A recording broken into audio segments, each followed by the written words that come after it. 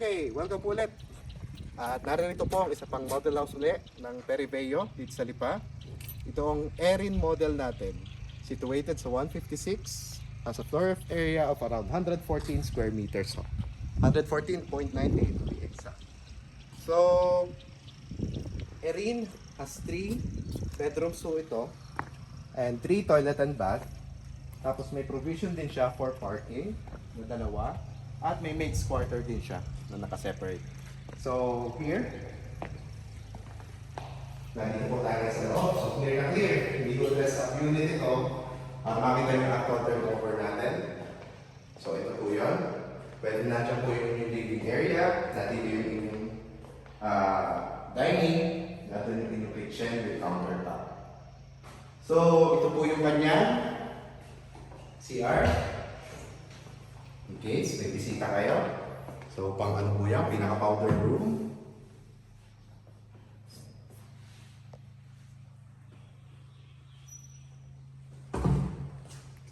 Tapos, nandito naman po yung access natin papunta sa ating service area at papunta sa maid's quarter.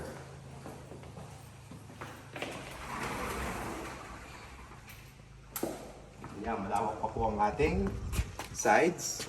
So, mahangin. Sarap ang hangin dito sa area to. Tapos dito tayo, punta tayo sa service area. Dito po yung service area. At ito yung maid's room. Naka-separate din po siya. Yeah.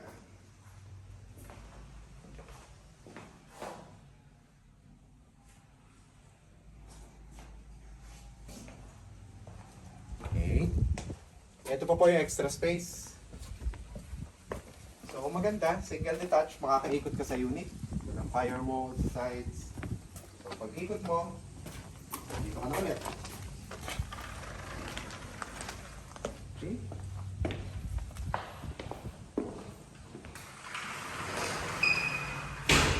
Let's go ahead to second floor po. Okay, medyo mataas ulit ako kasi high ceiling mo ito. Medyo yes. Kung usual natin, yung dalawang ikot, ito, tatlo. Ayan.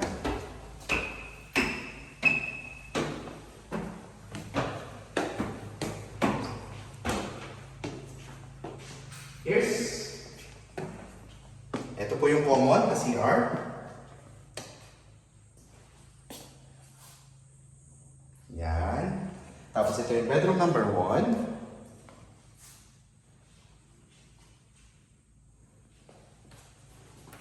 This is bedroom number 2. Yan. Kompleto po lahat. And ito po naman ang master's bedroom. Master's bedroom, may sarili po siyang toilet and bath. At the same time yung king size bed dito. At syempre, since master's bedroom, may access papunta sa ating balcony.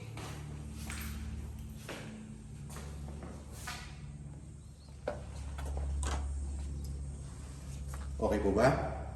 If interested po, please call us the number indicated below so that we can send you the details and we can schedule trippings for you. So, I hope you like the video and ingat po lagi. God bless and kita tayo.